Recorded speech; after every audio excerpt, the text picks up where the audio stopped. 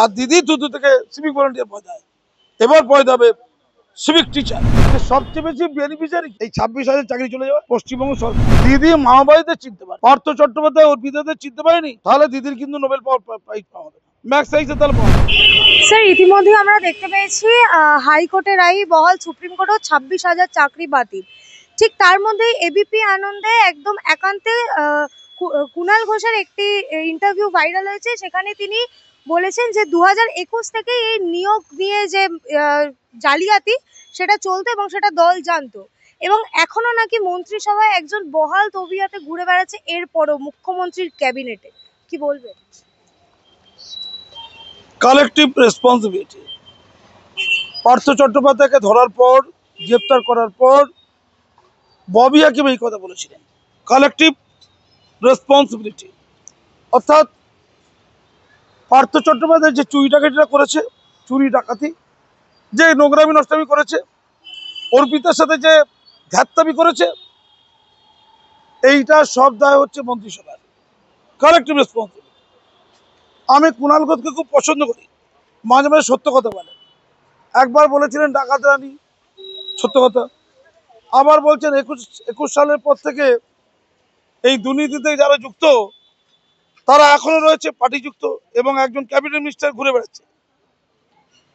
আমি ডিসিবিআইকে বলছি ওনাকে আয়ত্তের মধ্যে নিয়ে একটু জিজ্ঞাসাবাদ করা। ধন্যবাদ কুণাল ঘোষ বাবু, আপনি সত্য কথা বলেছেন। রাজ্যবাসীকে বলি, মাননীয়কে বলি, উনি আপনাদের প্রধান মুখপাত্র ছিল তো, এখন আছে তো জানি না, কিন্তু সব কথা উনিই বলেন। হয় উনি সত্য, না হলে উনি মিথ্যা। যদি উনি সত্য হন তাহলে ক্যাবিনেটে কে চোর আছে আপনি বের করুন, ডিসিবিআই ছেড়ে দিন, আপনি সততার প্রতীক আপনি বের করুন।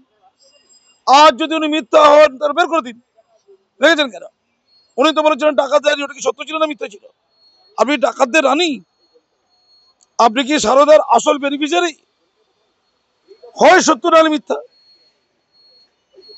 দিদি যদি সত্য হয় আপনি ক্ষমা চান জাতির কাছে, নিজেকেই ধরা দিয়ে দিন। আর যদি মিথ্যা হয়, এই মিথ্যা কথা বলার অভিযোগে কুণাল ঘোষকে রাখছেন কেন? নাকি মিথ্যার পূজারী আপনি, সত্যের পূজারী নন? নাকি এমন চলতেই থাকে মিথ্যার পয়সা নিয়ে রাজনৈতিক ব্যবসা করা? জানি না। তবে 26,000 যেভাবে কষ্ট পাচ্ছে, তার মধ্যে কাঁকরও আছে, চালও আছে, ভাবা যাচ্ছে না, সহ্য করতে পারছি না। এমনটা কিন্তু হওয়ার কথা ছিল, এবং এতে রাজ্য সরকার লাভ হয়েছে।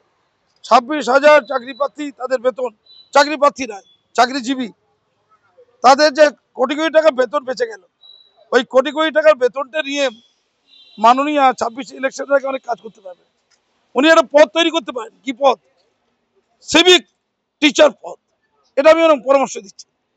যাদের 70,000 টাকা বেতন ছিল, যে যোগ্য টিচার, তার মধ্যে উনি তো কাঁকরকে রাখতে পারেন। কারণ কাঁকররা তো প্রচুর টাকা দিয়েছে, 10-15 লাখ করে দিয়েছে। তারা তো বিদ্রোহ করবে, তারা তো ওদের পরে পার্টির লোকদের মেরে দিতে পারে, দুর্ঘটনা ঘটে দিতে পারে। সিভিক টিচারদের 20 থেকে 25,000 করে বেতন দেবে। কত? 20 থেকে 25,000। ওটা কোনো নিয়োগ পদ্ধতি নেই, পার্টির নিয়োগ পদ্ধতি, সিভিক ভলান্টিয়ারদের যেমন হয় আর কি। মহানিয়া 8 তারিখে যে সভাটা করছেন নেতাজি স্টেডিয়ামে, আমি আশা করি এমন একটা রমণীয়, কমনীয়, বরণীয়, স্মরণীয় একটা বক্তব্য তিনি ছাড়বেন।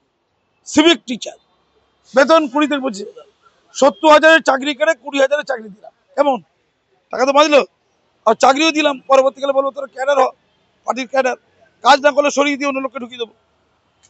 ও তো পারমানেন্ট জব নয়, ও তো থুতু থেকে পয়দা হয়। দিদির থুতু থেকে সব পদ পয়দা হয়। দিদির থুতু থেকে কি পয়দা হচ্ছে? দিদির থুতু থেকে পয়দা হচ্ছে কি? Civic volunteer.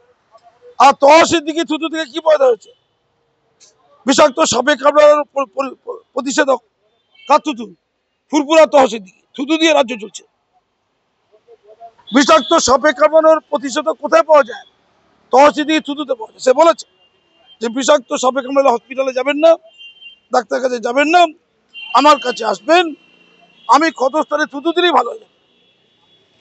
ওটা হচ্ছে তহসিল দিকে থুতু। আর দিদি থুতু থেকে সিভিক ভলান্টিয়ার পয়দা হয়।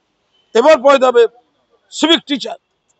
কিন্তু স্যার ঠিক সেই জায়গায় দাঁড়িয়ে মুখ্যমন্ত্রী বললেন এই যে বিকাশ রঞ্জন ভট্টাচার্য মামলা করলেন, গভর্নমেন্টকে নাকি তার আগে একবার ভাববার সুযোগও দিলেন না কে যোগ্য কে অযোগ্য। এই মামলা তো মাসের পর মাস চলছে। হাইকোর্ট বলেছে, হাইকোর্ট থেকে সুপ্রিম কোর্টে গেছে, বলেছে 3 রকম তালিকা গেছে। ফলে কাঁকর প্রকৃতপক্ষে কোনটা, অর্থাৎ অবৈধ টিচার কোনগুলো, কারবারি টিচার কোনগুলো, এটা পরিষ্কার হয়।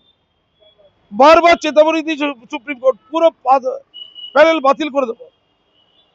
সরকার মনে অপেক্ষা ছিল কবে বাতিল হবে। বাতিল হতে লাভ কার হয়েছে? সরকারের, বেতন দিতে হবে না। এটা কিন্তু লোক ভেবে দেখছে না। অনেক লোকই বকবক করছে, আমার কথা সবাই টুকলি করবে জানি। ইতিমধ্যে টিভি চ্যানেলে বলা শুরু করে দিচ্ছে এটা, যে সবচেয়ে বেশি বেনিফিশিয়ারি কে, এই 26,000 চাকরি চলে যাওয়া পশ্চিমবঙ্গ সরকার। কিন্তু পশ্চিমবঙ্গ সরকার ভয় আছে যে যারা কারবারি টিচার তারা টাকা দিয়েছে, তারা যেমন রাজ্যের নেতাদের চেনে, জেলা নেতাদের চেনে, পঞ্চায়েতের নেতাদের চেনে, তাদেরকে মারধর করে ডেড বডি খালপাড়া ফেলে দেবে তো, আর অরাজকতা তৈরি হতো। তাই তাদেরকে শান্ত করার জন্য এবং যোগ্য টিচারদের শান্ত করার জন্য উনি মিটিং ডেকেছেন। আমার মনে হয় ওই মিটিংয়ে এমন একটা ঘোষণা হতে পারে যে ঘোষণার কথা আমি আগাম বললাম। ধন্যবাদ। কিন্তু স্যার তাহলে সেই জায়গায় দাঁড়িয়ে একটি প্রশ্ন তো তাহলে থেকেই যাচ্ছে যে মুখ্যমন্ত্রী দাবি করছেন যে গভর্নমেন্টকে ভাবার সুযোগ দেওয়া হলো না, অন্যদিকে কুণাল ঘোষ অনেক সময় পেয়েছে। 2021 থেকে দল জানতো যে এরকম জালিয়াতি হচ্ছে। দল তো সবই জানে। আচ্ছা, দিদি মামাবাড়িতে চিনতে পারে, পার্থ চট্টোপাধ্যায় অর্পিতাদের চিনতে পারেনি, তাহলে দিদির কিন্তু নোবেল প্রাইজ পাওয়া হবে না, ম্যাক্স সাইজে তাহলে পাওয়া হবে না। এত মনস্তাত্ত্বিক বোধের অভাব। দিদি কেন চিনতে পারছেন না? দিদি পাকিস্তানি ধর্ষণ কাণ্ডের ওই নুসরত জাহান না কি নাম, তার বন্ধু না কি নাম, অভিযোগ চিনতে পারেননি? এরা দিদিকে ট্রেনিং দিদির অনেক সাফল্য আছে, এইটা একটা ব্যর্থতা। ধন্যবাদ।